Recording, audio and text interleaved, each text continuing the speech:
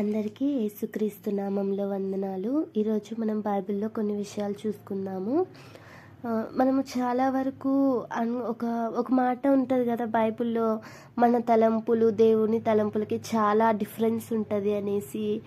So అంటే మన తలంపులు ఏ విధంగా ఉంటాయో దేవుని తలంపులు ఆ విధంగా ఉండవు. దానికంటే దేవుని తలంపులు గొప్పగా ఉంటాయి. ఆకాశం ఎంత ఎత్తుగా ఉన్నదో అంత ఉన్నతంగా దేవుని యొక్క ఆలోచనలు ఉంటాయనేసి మనందరికీ తెలుసు కదా. మనము ఇప్పుడు ఈ కాలంలో చూసుకుంటే చాలామంది పిల్లలు ఎలా ఉంటారంటే, అంటే తల్లిని అడుగుతూ ఉంటారంట, నువ్వు నన్ను ఎందుకు కన్నావమ్మా అనేసి కొంతమంది అంటూ ఉంటారు. అయితే ఇప్పుడు వారికంటే తెలియదు కాబట్టి కొంతమంది అంటారు, అలా ఉండొచ్చు. కానీ కొంతమంది తెలిసిన వాళ్ళు కూడా ఎలా అంటే అలానే బిహేవ్ చేస్తారనమాట.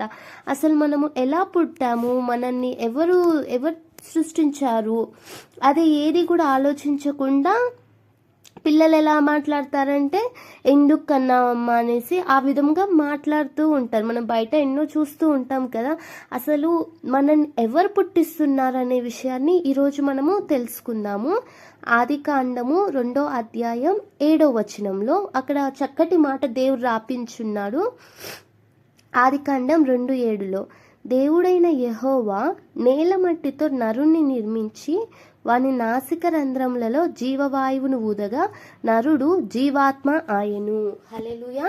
ఇక్కడ ఏం చెప్తున్నాడు దేవుడైన యెహోవా నేల మట్టితో నరుని నిర్మించాడు. అంటే దేవుడు నేల మట్టితో నరుని నిర్మించాడు, అంటే ఒక ఆకారాన్ని దేవుడు చేశాడు. తర్వాత ఏం చేశాడు, నాసిక రంధ్రంలోకి జీవవాయువును ఊదగా నరుడు జీవాత్మ ఆయను. అంటే ఫస్ట్ దేవుడు ఆకారం చేశాడు. తర్వాత ఏం చేశాడు దేవుడు, ఆ ఆకారంలోకి ఎప్పుడైతే జీవవాయువును ఊదాడో అప్పుడు నరుడు జీవాత్మ అయ్యాడంట. అంటే ఆకారంలో నువ్వు ఉంటున్నావు కానీ ఆకారం నువ్వు సేమ్ కాదు. ఆకారం దేవుడు మట్టితో చేశాడు, బానే ఉంది. కానీ ప్రాణం అనేది, ఆ ఆత్మ అనేది ఎప్పుడైతే నీలోకి వచ్చిందో, దేవుడు ఎప్పుడైతే ఇచ్చాడో అప్పుడు నువ్వేమయ్యావంటే జీవాత్మ అయ్యావు. అంటే దేవుడైన యెహోవా ఏం చేశాడు, నేల మట్టితో నరుణ్ణి నిర్మించి వాని నాసికరంధ్రంలోకి జీవవాయువును ఊదగా అప్పుడు నరుడు జీవాత్మాయను. అంటే ఆకారం వేరు, ఆత్మ వేరు కదా. ఇక్కడ మనకు అర్థమవుతుంది కదా, ఆకారం వేరు, అలాగే ఏంటి, ఆత్మ వేరు. ఆకారం అనేది మట్టిలో నుంచి మనకి దేవుడు ఇచ్చాడు, కానీ ఆత్మ ఆయన ఊదగా మనకు వచ్చింది. అంటే ఇక్కడ రెండు వేరు, మన ఆత్మ మన శరీరం రెండు వేరు కాకపోతే ఒక్కదాంతోనే ఉంటున్నాయి, కానీ మన ఆత్మ వేరు, మన శరీరం వేరు. మనము ఒక చోట చూద్దాము, ప్రసంగి గ్రంథంలో కూడా దేవుడు చక్కటి మాట రాపించాడు. ప్రసంగి 12:7లో అక్కడ చక్కని మాట ఉంటుంది. 12:7 ప్రసంగి 12:7 అక్కడ దేవుడు ఒక మాట రాపించాడు. ఏంటంటే, మన్నైనది వెనుకటి వలనే మరలా భూమికి చేరును, ఆత్మ దాన్ని దయచేసిన దేవుని యొద్దకు మరలా పోవును. ఇప్పుడు మనం చూసుకుంటే ఏం చెప్తున్నాడు ఇక్కడ దేవుడు అంటే, ఏదైతే మట్టితో వచ్చిందో అది మళ్ళా ఏమైపోతుంది, వెనుకటి వల్లనే మరలా భూమికి వెళ్ళిపోతుంది, మళ్ళీ అది తిరిగి వెళ్ళిపోతుంది. కానీ ఆత్మ ఎవరు మనకిచ్చారో వారి దగ్గరికి వెళ్తుంది. ఇక్కడ చూసుకుంటే ఆదికాండంలో మనం చూసుకుంటే ఏమనుంది, దేవుడైన యెహోవా నేల మట్టితో నరుని నిర్మించాడు, అంటే మట్టితో నరుని నిర్మించాడు. ఇక్కడ ప్రసంగిలో చూసుకుంటే ఏమైంది, ఆ మట్టి ఎక్కడికి వెళ్ళిపోతుంది, మళ్ళా వెనుకటి వల్లే మన్నులోకి వెళ్ళిపోతుంది. కానీ జీవాత్మ దేవుడు మనకి ఇచ్చాడు, అప్పుడు నరుడు జీవాత్మ అయ్యాడు. ఇప్పుడు ఆ ఆత్మ కూడా ఎక్కడికి వెళ్తుంది, మనకు దేవుడు ఇచ్చాడు కాబట్టి మళ్ళా మన ఆత్మ దేవుని దగ్గరికి వెళ్ళిపోతుంది. అంటే మన ఆకారం మట్టిలో నుంచి వచ్చింది కాబట్టి మన ఆకారం మళ్ళీ మట్టిలోకి వెళ్ళిపోతుంది. మన ఆత్మ దేవుడు ఇచ్చాడు కాబట్టి మన ఆత్మ మళ్ళీ దేవుని దగ్గరికి వెళ్ళిపోతుంది. అంతే, అది ఇక్కడ డిఫరెన్స్. మనము ఇంకొక చోట కూడా చూసుకుందాం, ఇంకొక వచనాన్ని కూడా మనం చూసుకుంటే కీర్తనలు 100లో అక్కడ కూడా దేవుడు ఒక చక్కటి మాట దేవుడు రాపించాడు. చాలా మంది అనుకుంటూ ఉంటారు, మనం కొంతమంది పేరెంట్స్ని అంటుంటారు కదా, అమ్మ ఎందుకు కన్నావమ్మ నన్ను అనేసి. కానీ అమ్మ నాన్న కాదు మనల్ని కన్నది. మనం వాక్యంలో చూసుకుంటే దేవుడు అక్కడ చెప్తున్న మాట ఏంటంటే, కీర్తనలు 100వ అధ్యాయం 3వ వచనంలో చూసుకుంటే, యెహోవాయే దేవుడని తెలుసుకొనుడి, ఆయనే మనలను పుట్టించెను, మనము ఆయన వారము. అంటే మనల్ని ఎవరు పుట్టిస్తున్నాడు? అంటే దేవుడు మనల్ని పుట్టిస్తున్నాడు. ఇక్కడ దేవుడు మనల్ని పుట్టిస్తున్నాడు. మనము ఇప్పుడు కొంతమంది బయట పిల్లలు అడుగుతూ ఉంటారు కదా, అమ్మ ఎందుకు కన్నావు అని. ఇప్పుడు ఆయన అడిగే ప్రశ్నకి ఏమన్నా ఉందా మరి? అక్కడ పుట్టించేది దేవుడు, అమ్మ నాన్న కాదు. దేవుడు పుట్టిస్తున్నాడు, అక్కడ దేవుడు పుట్టిస్తున్నాడు పిల్లల్ని.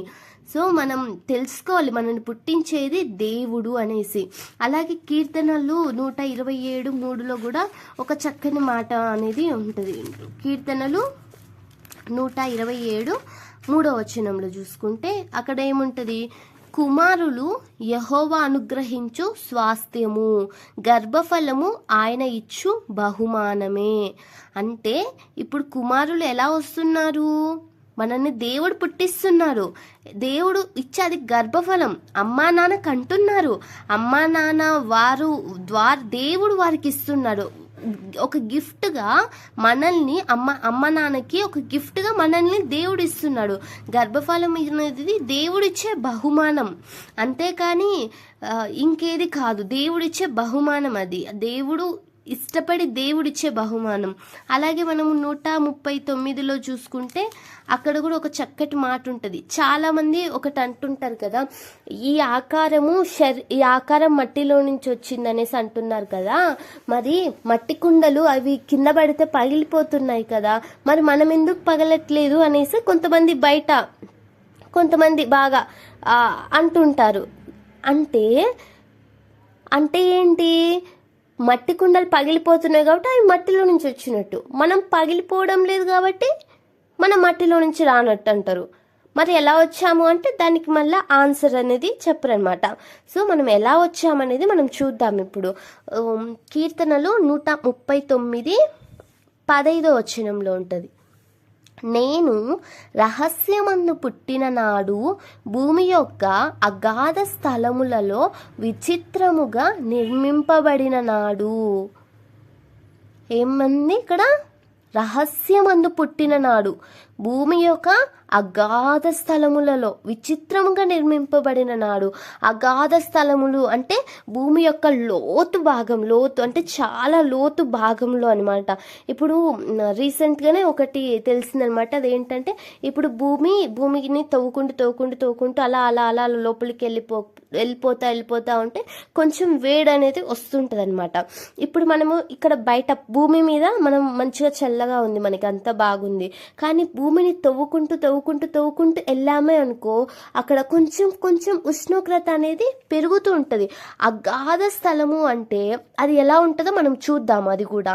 సో భూమి యొక్క అగాధ స్థలములు అంటే భూమి లోపల అనమాట.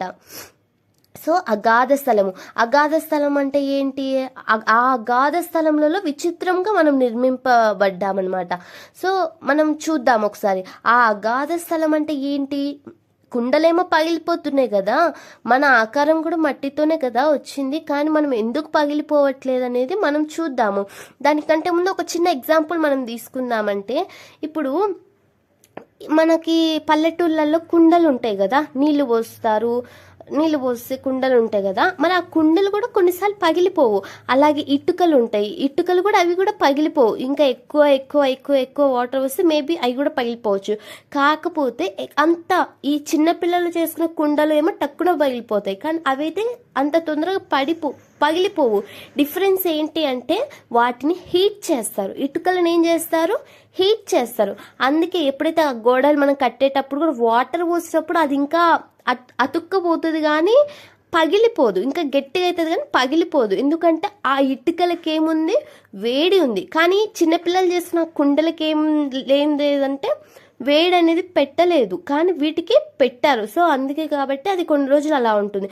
మరి మన శరీరం మన శరీరాన్ని కూడా ఇక్కడ చూసుకుంటే అగాధ స్థలములలో అని ఉంది. అగాధ స్థలం అంటే ఏంటో మనము యోబు గ్రంథంలో చూసుకుందాము. యోబు 28:5 ఉంటుంది. యోబు 28:5 అక్కడ చూసుకుంటే అగాధ స్థలం అంటే ఏందో చూద్దాము. భూమి నుండి ఆహారము పుట్టును, దాని లోపలి భాగము అగ్నిమయమైనట్లుండును. హల్లెలూయా. అంటే అగాధ స్థలం అంటే ఏంటి? భూమి లోపల, భూమి యొక్క అగాధ స్థలం అంటే ఏంటి అంటే భూమి లోపల ఏముంది? అగ్ని. లోపలి భాగం ఎలా ఉందంటే అగ్నిమయమైనట్లుండును. అంటే భూమి లోపల ఏముందనమాట? బగ్గ మండే ఆ యొక్క అగ్గి, ఆ యొక్క అగాధ స్థలంలో మనం విచిత్రంగా నిర్మింపబడినప్పుడు దేవుడైన యెహోవా మనల్ని అక్కడి నుంచి తీసి, అక్కడి నుంచి ఆ యొక్క మట్టి నుంచి మనకి ఒక ఆకారాన్ని చేసి, ఆ ఆకారానికి జీవాన్నిచ్చి దేవుడు మనల్ని పుట్టించాడు. అంతేగాని ఏదో పైన మట్టితో తీసి ఆకారం చేసి అదంతా కాదు. అటువంటి అగాధ స్థలములో అందుకే మనం పగిలిపోవడం లేదు. ఎలాంటి హీట్, ఇప్పుడు ఏ విధంగా అయితే ఇటుకలు పెట్టి ఇటుకలను హీట్ చేసినప్పుడు అవి పగిలిపోవడం లేదో, కానీ అది కూడా ఛాన్స్ ఉంది, పగిలిపోయే ఛాన్స్. కానీ మనం ఎందుకు పగిలిపోవట్లేదంటే ఇప్పుడు మనం కూడా రోజు స్నానం చేస్తుంటాం కదా. ఇంకా కొంతమంది 2 times చేసే వాళ్ళు ఉంటారు, తలస్నానం చేసేవాళ్ళు ప్రతి వారానికి ఒకసారి ఉంటాం కదా. అయినా మనం ఎందుకు పగిలిపోవడం లేదంటే రీజన్ ఏంటంటే అగాధ స్థలములలో విచిత్రంగా నిర్మింపబడిన ఆ అగాధ స్థలం అంటే ఏంటి అంటే ఆ యొక్క అగ్గి, ఆ యొక్క బగబగ మండుతున్న అక్కడ నుంచి, ఆ మట్టి నుంచి మనల్ని దేవుడు తీసి ఒక ఆకారాన్ని చేసి మనకి జీవాత్మనిచ్చాడు. ఎందుకు ఇంత దేవుడు కష్టపడ్డం? అసలు మన జీవం ఏ పాటిది? ఒక మనిషి జీవితం చూసుకుంటే మహా అంటే 60 years బ్రతుకుతారు, అంతే కదా. మహా అంటే 60 years, 70 years, ఇంకా మంచిగా ఉంటే 8 years అనుకుందాం. ఒక 8 yearsకే ఇంతగా దేవుడు ఎందుకు చేయడం? అసలు మన జీవం ఏ పాటిది అనేది కూడా అది కూడా ఒకసారి చూద్దాము. యాకోబు పత్రిక 4:14 అక్కడ చక్కటి మాట ఉంటదన్నమాట. మన యొక్క జీవిత కాలం ఎలా ఉంటుందో అక్కడ మనం చూసుకోవచ్చు. యాకోబు 4:14 రేపేమి సంభవించునో మీకు తెలియదు, మీ జీవం ఏ పాటిది, మీరు కొంతసేపు కనపడి అంతలో మాయమైపోవు ఆవిరి వంటి వారే కదా. హల్లెలూయా. దేవుడు ఏం చెప్తున్నారు ఇక్కడ? మన జీవం ఏ పాటిది అంటే ఈరోజు మనము అనుకుంటుంటాం కదా, అసలు రేపటి దినమున 1 నిమిషం తర్వాత ఏం జరుగుతుంది అనేది కూడా మనకు తెలీదు. మన జీవితం ఆవిరి వంటిది అనేసి దేవుడు చెప్తున్నారు. అటువంటి ఆవిరి వంటి జీవితానికి దేవుడు ఎంత కష్టపడ్డారు అంటే, చాలా మంది దేవుడు పడ్డ కష్టం, ఈ యొక్క కష్టాన్ని తెలియక చాలా మంది ఎలా మాట్లాడతారంటే చాలా మూర్ఖంగా మాట్లాడుతూ ఉంటారు. ఎందుకమ్మా నన్ను కన్నావనేసి అంటారు. అంటే జ్ఞానం లేక అలా అంటారు. కానీ కొంతమంది తెలిసిన వాళ్ళు కూడా అలానే మాట్లాడుతుంటారు.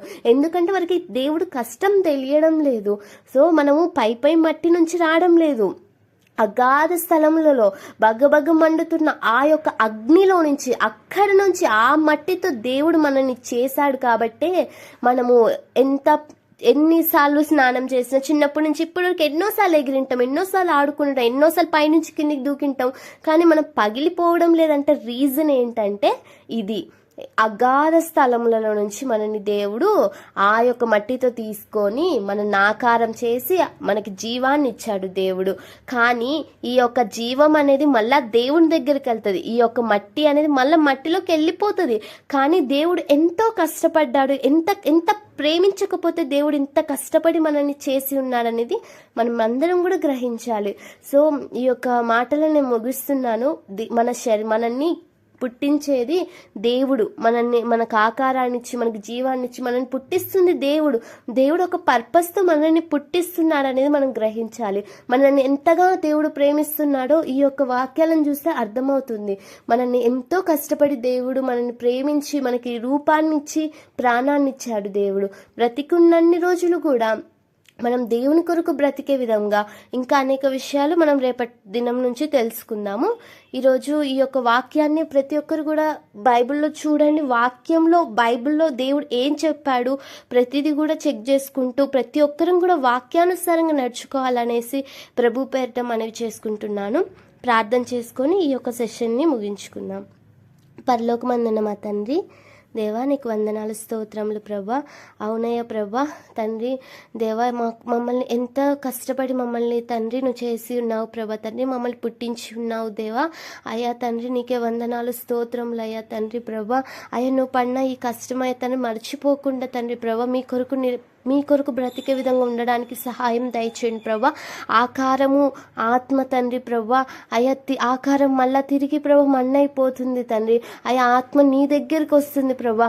అయ్యా తండ్రి ప్రభా, ఈ ఆత్మ అయ్యా తండ్రి ప్రభా మీ కొరకు తండ్రి ప్రభా అయ్యా తండ్రి వచ్చే విధంగా తండ్రి ప్రభా మా యొక్క జీవితం అయ్యా తండ్రి ఈ లోకంలో ఉన్నన్ని రోజులు తండ్రి ప్రభా తండ్రి పరిశుద్ధంగా నీతిగా బ్రతకడానికి సహాయంను దయచేయమని అయ్యా ముందున్న సమయం యొక్క హస్తాలకు సమర్పించుకుంటూ ఈ యొక్క వాక్యాన్ని నూరంతలుగా ప్రతి ఒక్క బిడ్డ హృదయంలో ఫలింపచేయమని నజరేయుడైన యేసుక్రీస్తు నామములో ఈ ప్రార్థన అడిగి వేడుకొని పొందుకొని ఉన్నాము తండ్రి. Amen. God bless you all.